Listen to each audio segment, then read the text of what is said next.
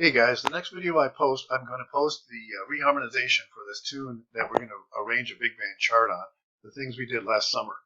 But I wanted to do a quick video before that to kind of get you started in thinking about voicings and using the Overtone series to your advantage and not going against the grain. A lot of times I get student charts and I see stuff that the voicings are just not lining with what goes on naturally with the Overtone series. So this is an older video I did a few years back. Please excuse the production value, but you'll see how if you align yourself and the sections with the Overtone series and not going against it, it'll really help the sound of your voicings.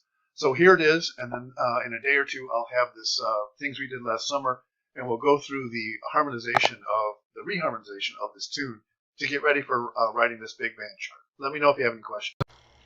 Okay, you guys, I'm going to do a quick lesson on the Overtone series and how it affects your voicing. You know, we've been doing this critique class, and recently there's been some issues with voicing lower instruments too low when they're not the root.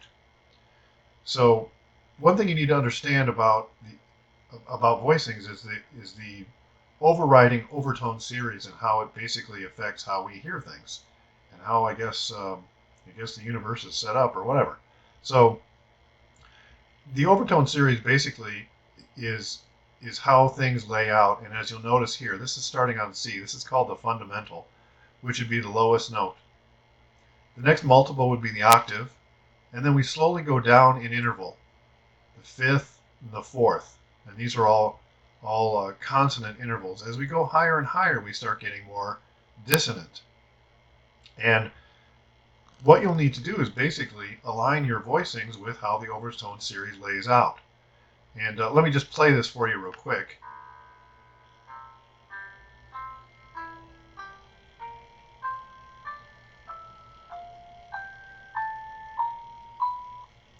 Okay, as you see, the larger intervals are lower and the smaller intervals are higher. So voicing a minor second down in this area, maybe for trombones or something, would not sound as good as maybe having the trumpets playing a minor second up here and voicing. That's why you see a lot of times trumpets are voiced in close voicing. When you're doing saxes, you've got quite a wide range. You've got bari sax coming down. Well, a lot of bari saxes can now play the low C here. So you've got to voice them out to where they line up. You wouldn't voice the second tenor like right there. Obviously you can't play that low, but you get the idea. So trombones in this area and also saxes have a lot to do with this overtone series, and I'll show you a couple examples in a minute. So get used to how that overtone series lays out. Basically the biggest thing is the larger intervals are down at the bottom. Now you can certainly write the trombones in cluster voicings and stuff in here, and that sounds fine. But once you get down, here's the overriding rule. Once you get down right around this C, everything starts to want to act as a root. In other words, if you have a B flat, let's say you have a G7 chord, and you want to put the third right there on the B, that's going to want to be some kind of B chord, because that B is basically going to be working with the overtone series and wanting to be a root. So be careful of where you write that bass trombone and bari, and if you're going to write them down that low, they should be on roots. So what can we learn from the overtone series? Well, basically, as I mentioned before, you can see the intervals get smaller and smaller. And as I mentioned before, the biggest rule is in this area, from what I've seen recently, of voicing that root, or I mean a chord tone too low, and it wants to be a root.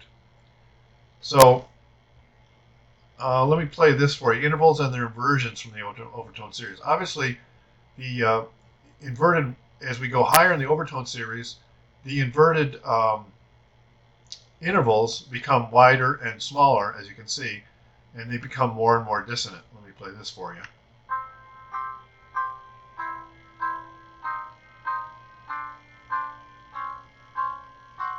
Okay, you can see the most dissonant interval is the tritone right there.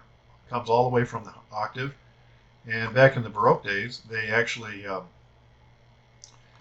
they would never write a tritone, but One thing that you should maybe avoid is writing melodic tritones. Certainly we need tritones in dominant seventh chords uh, in vertical harmony. But when you're writing melodic lines, I tend to stay away from, maybe it's because I have a couple degrees in music theory, but I tend to stay away from the writing anything that has a tritone leap in it as far as a melodic line. Certainly harmonics, you need the tritone interval there. So, okay, let me jump over and show you a couple of things here as far as um, a good voicing and a bad voicing. Okay, I recently saw on one of the charts a C major 7 voicing voiced this way. Notice how we got the 7th down here, the root, the 3rd, and the 5th. And I don't have a piano to play that right now, but you can play it on the piano and it sounds a little funky because that B there wants to be a root. So I would say, let's say you're writing this for trombones. The bass player is going to be covering that root, so we can just jump up to the 3rd. A lot of times the 5th detracts from the chord, not so much in major 7th chords and tonic chords, but more so in dominant chords. So let's make this C13 here, just for an example. Okay, I'm going to change the chord, but you'll see. Rather than write the 5th there, because it's the 2nd in the Overtone series, and hang with me here, because it's the 2nd note of the Overtone series, if you go to the piano and play a low C and hold down a G, play a low C loud and hold that G down, you're going to hear that G sounding. What's happening is the low C is actually vibrating that G there. So I won't write so many 5ths in these chords. I'll actually change it maybe to the 13th. And then we do need the 7th. And then rather than write the root, I'll write the 9th. Because remember, the root is the root of the Overtone series. So we've got E, A, B flat, and D in a C13 voicing for trombones. And that would sound real good. So we got rid of the G because it's close to the Overtone series. We don't write the root because it is the fundamental of the Overtone series of C.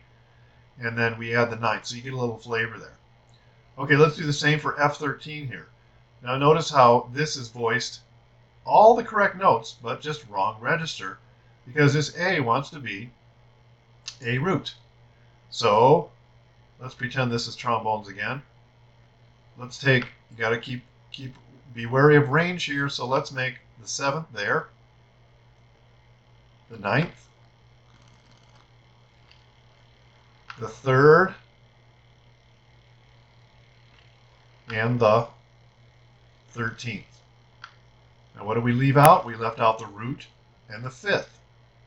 So 5ths and dominant 7th chords, that's why I changed this over here to dominant. I wanted to show you.